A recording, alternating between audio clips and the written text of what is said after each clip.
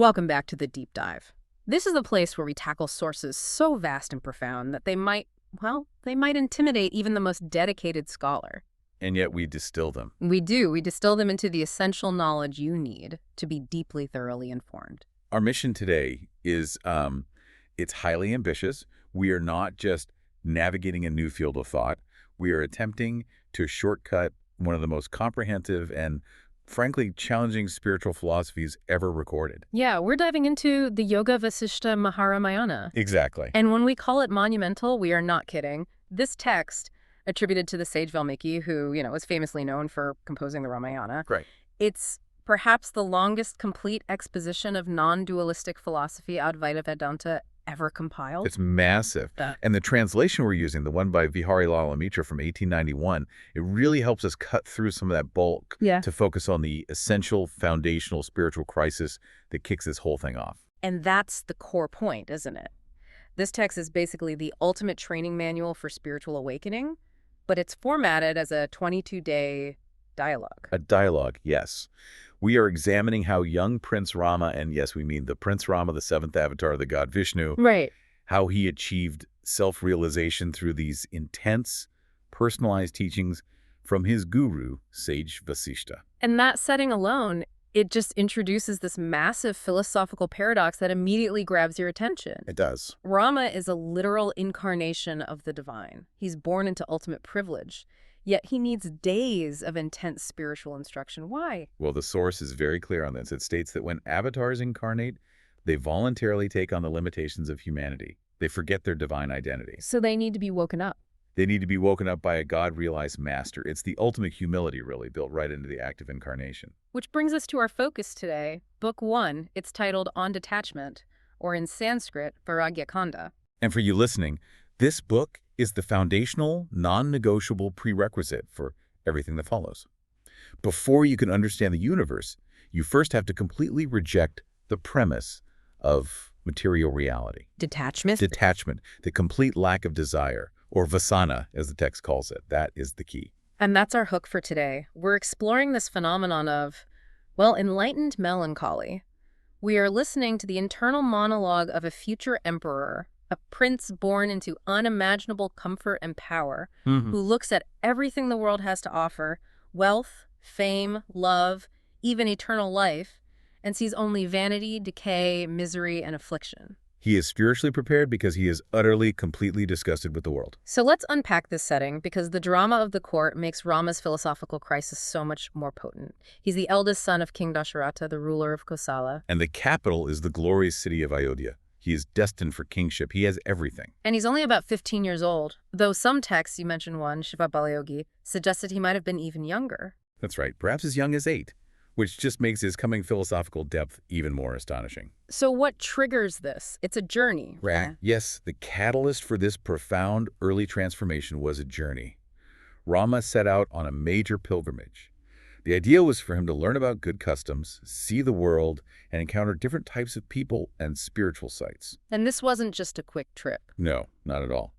The text suggests he traversed all 4 quarters of the earth, accompanied by his brothers and a whole group of highly learned Brahmins. He really didn't miss a thing. The sources, they really emphasize the vastness of what he observed.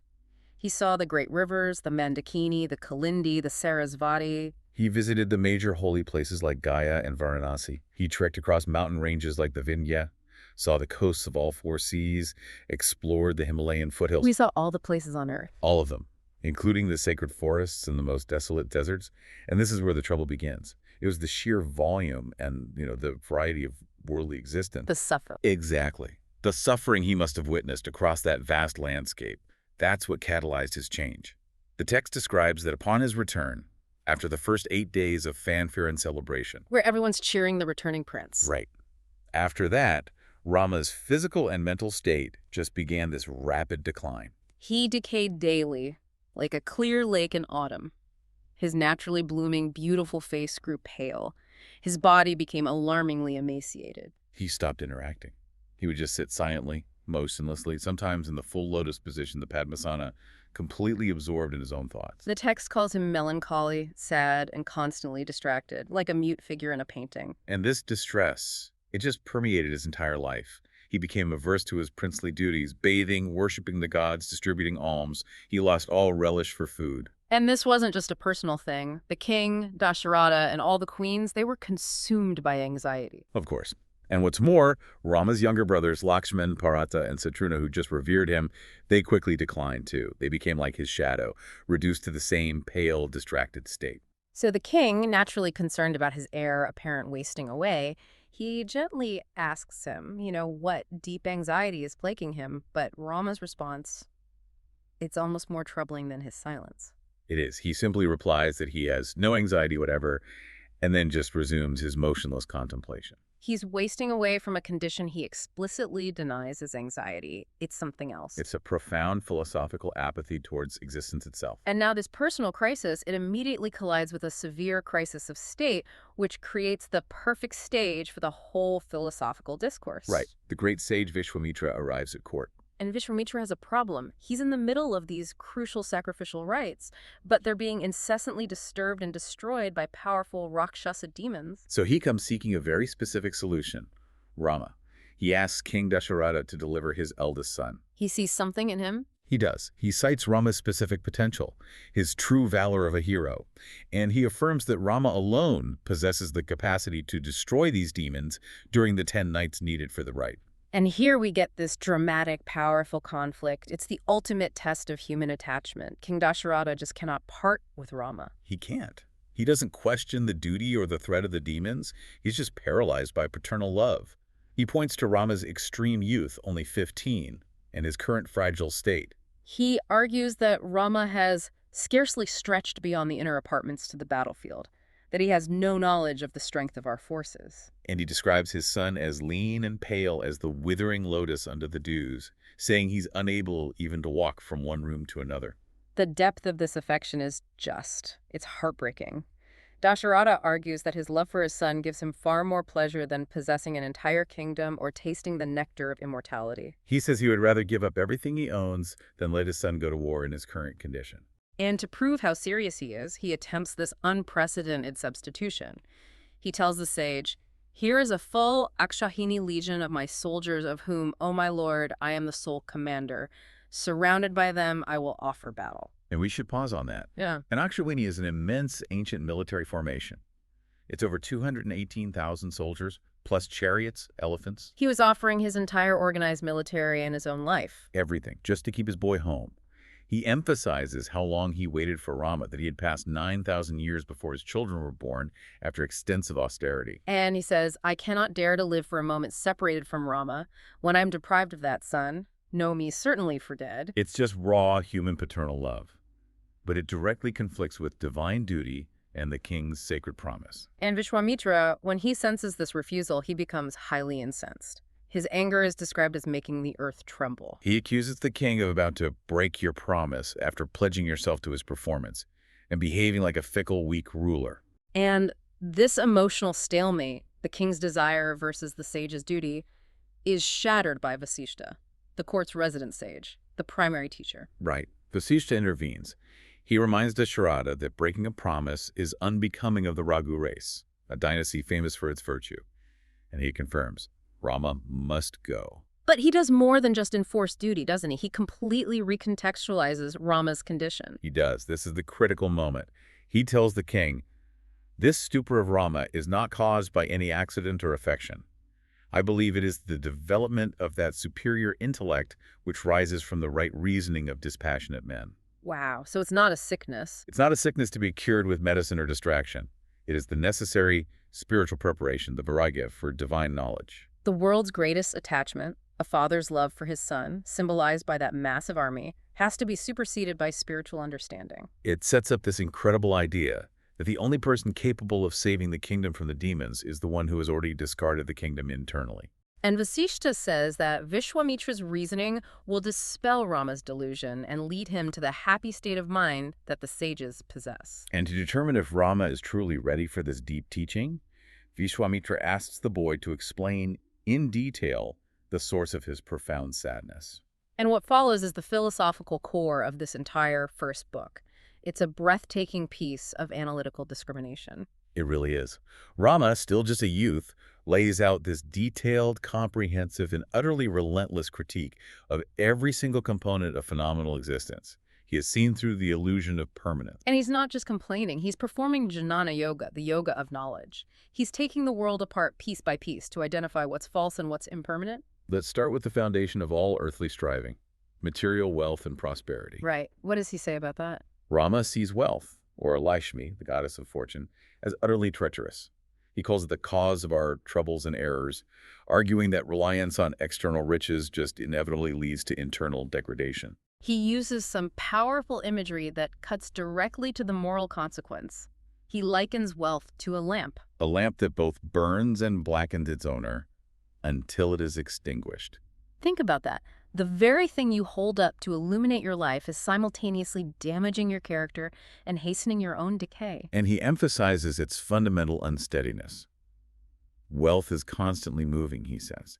It's like a wretched woman who has burnt her feet, forcing her to limp from one place to another. It's as fleeting as a rainbow or a flash of lightning. Exactly. And the comparison to the serpent is particularly striking.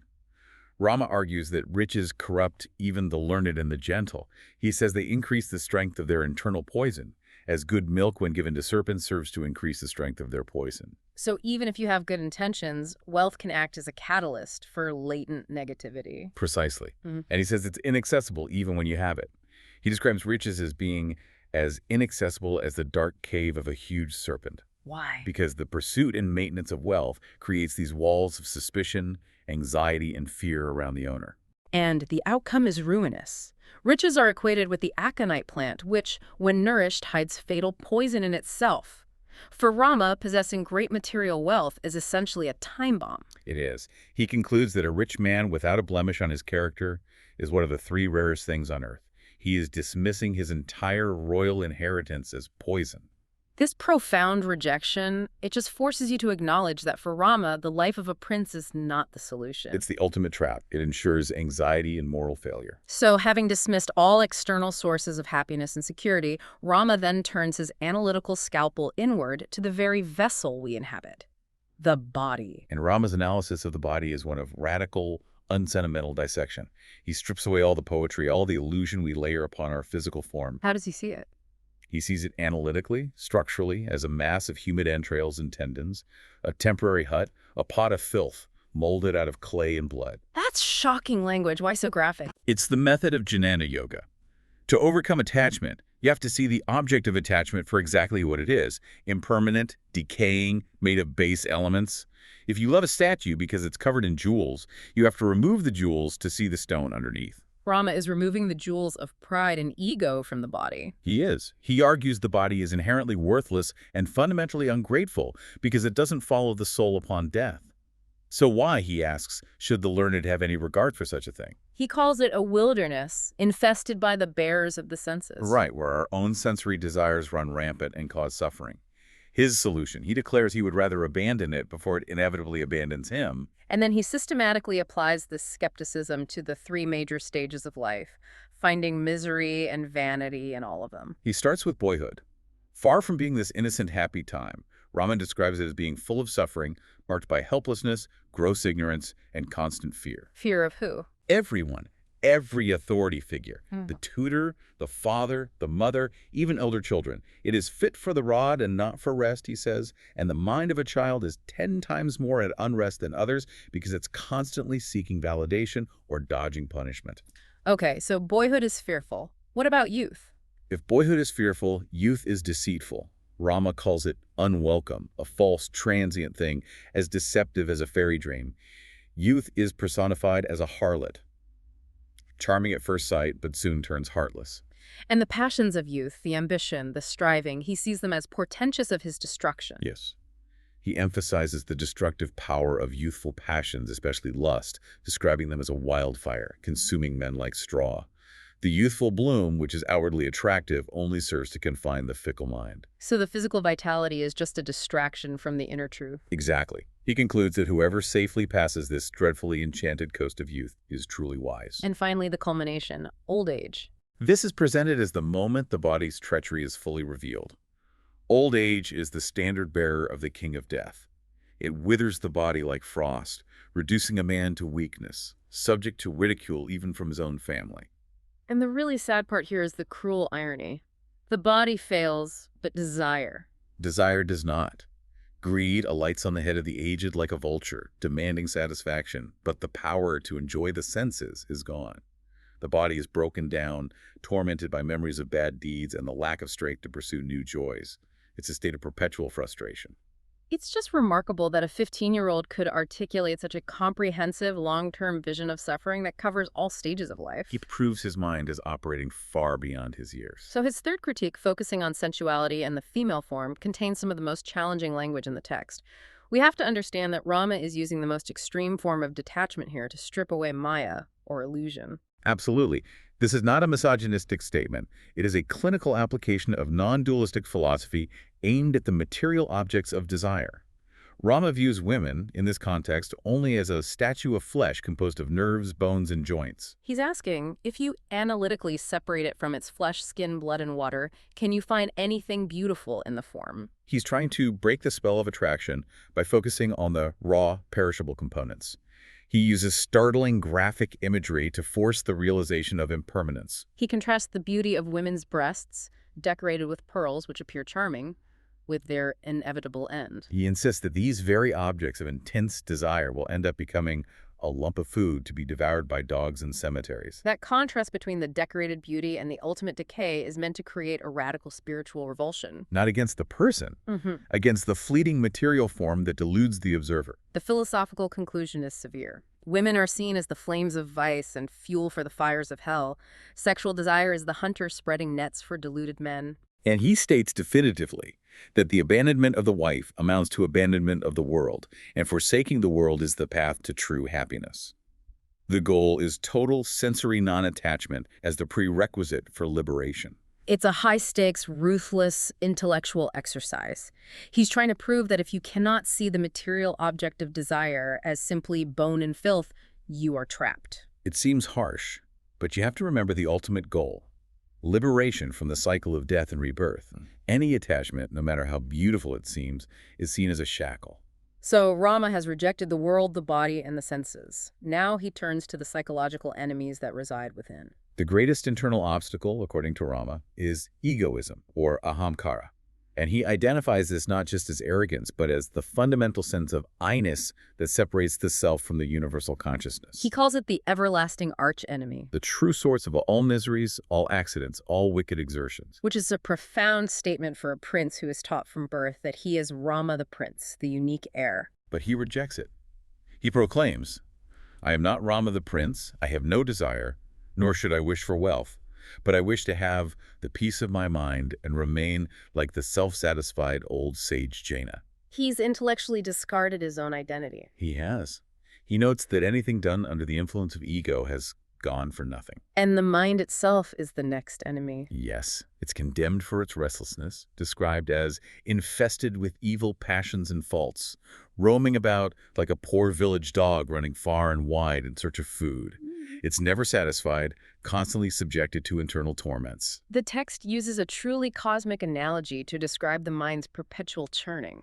It does. It connects it to the churning of the mythical milk ocean by Mandara Mountain. The mind is constantly tossed by these huge surges of errors and whirlpools of delusion. It's declared hotter than fire, more inaccessible than a hill, and stronger than a thunderbolt. Stronger than any external force because it's constantly undermining the self, like a mischievous mouse burrowing at the body's base. But the worst internal force is greed, or vasana. We should probably pause here and define vasana a bit more precisely. Yes, that's important. It doesn't just mean overt greed for money or things. It refers to the subtle desires, the deep-seated habitual inclinations, or the mental conditioning that propels us to act. It's the root impression left on the mind by all our past actions. And Rama describes this vasana as the greatest of all worldly evils. It's a relentless force, he says, pulling men up and down, like a bucket into a well, constantly lifting them toward temporary satisfaction, only to plunge them back down into disappointment. He personifies it as a black sorceress who deludes men by her magic and then pierces them in the heart. And that insidious nature is why vasana is so difficult to eradicate. It stretches long and wide, presenting a variety of colors like a rainbow, but it's completely unsubstantial.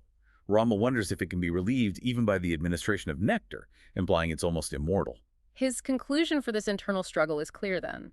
The only remedy for greed, the only way to tackle Vasana, is the abandonment of all cares.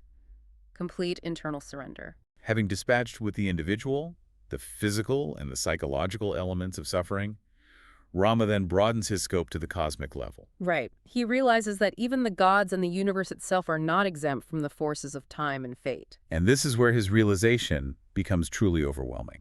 Time, or Kala, is described as this omnivorous, unrelenting force. A great gourmand who devours literally everything, from the meanest straw and dust to the cosmic mountain Mount Meru, and even Indra, the powerful king of the gods. Nothing escapes time's consumption. Time is the universal soul, known by the names of years, ages, and kalpas. And to give you a sense of scale, a single kalpa is a cosmic day for Brahma, lasting 4,320,000,000 human years. So Rama isn't worried about a human lifespan. He's concerned with the inevitable destruction that spans billions of years, driven by time, who plays with its two balls, the sun and moon, in the arena of the sky. And time has a terrifying agent, fate or Kratanta. This figure is described as the relentless tyrant who has enslaved humanity, holding human skulls and dancing violently about the world. Destiny, his consort, is a fickle actress performing a tragic, restless dance on the world stage. And the mechanism they use to maintain this cycle of suffering is human desire. Destiny uses desire to keep the world in perpetual motion, causing repeated births and deaths. Fate is what frustrates the acts of all created beings. All that dedicated human striving is futile against this cosmic engine. He sees that the entire cosmos, from Brahma the creator to Shiva the destroyer, are merely transient characters subject to this relentless cycle of time and fate. And this exhaustive analysis leads to Rama's final, crushing conclusion. Everything is unreal. Everything is unreal, transient, and utterly impermanent, like a dream. The sources drive this home with these dramatic examples of cosmic instability. The hollow desert today will be a flood tomorrow. A mountain reaching the sky will be leveled and dug into a pit. Seas dry up, stars fade, Indra is defeated, and even the highest divine beings, Brahma, Vishnu, and Shiva, are eventually dissolved into the Great One. The world is likened to an actress shuffling her vests as she dances. Its dealings are bewitching and momentary. Rama states that he sees no being that remains steadily in the same state. Life is as unsteady as a lamp placed by a draft, and the splendor of all objects is as flickering as lightning. This is the critical insight that has paralyzed him. He's absolutely certain that material existence is a mistake, a delusion. He says the conception of this world is a mistake.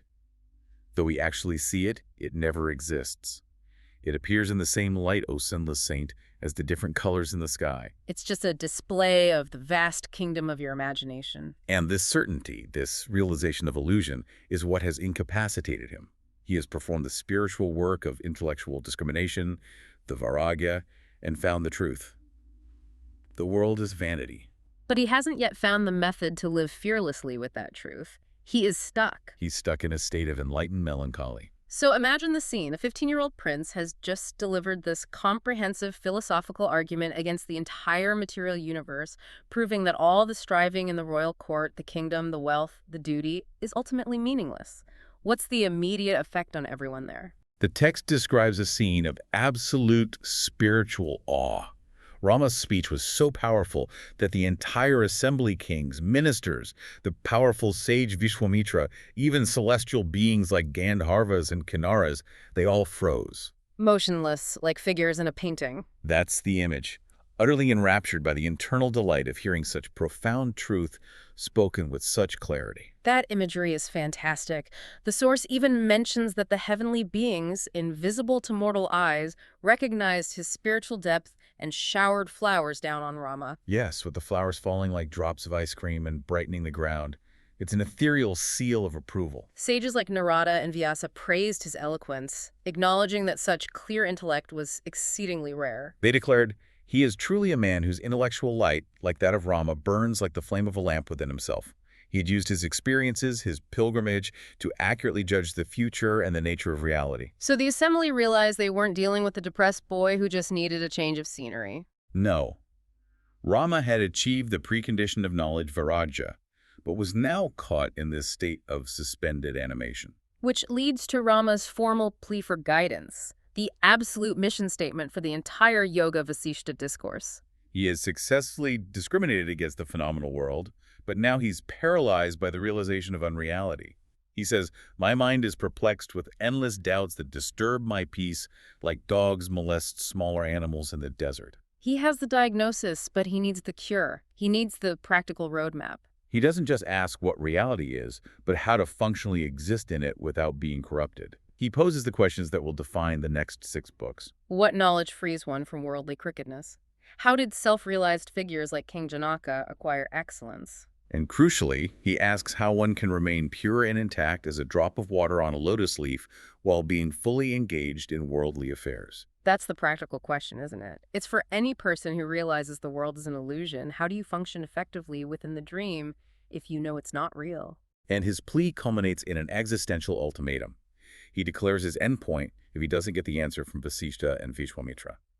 He intends to sit quietly, subdue his breath, abandon his body, which he calls the seat of all troubles, and become null and void like a lamp without oil. That analogy perfectly illustrates his spiritual crisis. The oil, in this context, represents vasana, those subtle desires and habitual conditionings. So Rama's logic is that if he completely eliminates all desire, the oil, then the flame of his individual consciousness will just go out. He sees total cessation as the only solution to a painful existence. And this is the moment Vasishta steps in to offer the first correction and the path forward. Right. Vasishta confirms that Rama's melancholy is the perfect precondition. The highest state of liberation, moksha, is defined precisely as the complete abandonment of desires, vasana, which leads to the extinction of mental actions. So Rama is right about the what, but wrong about the how. Exactly. And Vasishta immediately establishes that liberation is attained not through rituals or good acts or gifts. It is attained primarily through the exertion of mental powers and your own reasoning. This elevates the text beyond just reading scripture. It's a call for radical, self-driven intellectual effort. And Vasishta draws the crucial distinction that Rama is still missing. Detachment is not inertness or apathy. Liberation is not a stone-like apathetic trance or deep sleep, which is what Rama was contemplating. What is it? It is instead consummate knowledge. This involves simultaneously knowing God, or Brahman, as the ultimate universal source of all creation, and recognizing the nothingness of visible creation. It's the realization that the world is an appearance of God, not something separate from it. Yes, the text uses the key Advaitic simile right here. Ah. The whole universe is only an appearance of God, like waves on the ocean. The wave is neither real, it's just water, nor entirely unreal, it's visibly manifesting as water. Perfect. The world is an illusion, like a dream. But one must realize this truth through reason, through dreams, and through direct experience. Rama's journey is now set. He knows the world is false, but Vasishta must now teach him how to live fearlessly within that shared waking dream. What an extraordinary entry point into this massive text. We have witnessed the birth of true spiritual inquiry, where Prince Rama's profound aversion to life, his analytical dismantling of the vanity of wealth, the decay of the body, the tyranny of time, the delusion of ego. All of it. It's all certified by the wisest of sages as the prerequisite state of Vairagya. It provides such a staggering shortcut to spiritual thought, because it insists you have to be utterly disgusted with material reality before you can truly be free of it. And then the philosophy pivots to practical application. You might rule a kingdom, or you might just rule your own small life. But the goal is to perform all your duties without personal attachment. Realizing that the consciousness within is unaffected by pleasure or pain. And the power of this text is considered so potent that the sources suggest simply reading the Yoga Vasishta is said to produce the knowledge of self-liberation. Why is that? Because the repetitive nature of it, the powerful examples, they serve to deeply impress the truth of impermanence or illusion onto the mind. It's a radical call for internal self-sovereignty. If we are constantly trapped by our ego and by our subtle habitual conditioning, our vasanas, and the text describes our external visible reality as merely a shared, fleeting dream created by divine consciousness. Then here's our final thought for you to carry forward. Rama was told that transcendental knowledge cannot be derived merely from scriptures or teachers, but through his own effort and his own right reasoning. So, if the greatest impediment to your peace is the belief that your daily anxieties and external circumstances are solid and permanent, What might shift in your waking dream if you truly believed that your biggest struggles were merely ripples of divine consciousness, and your own mind was the ultimate necessary sovereign to navigate them? That is the inquiry that begins with detachment and leads to liberation. Join us next time on The Deep Dive as we delve into Vasishta's instruction on how to live fearlessly in the land of illusion.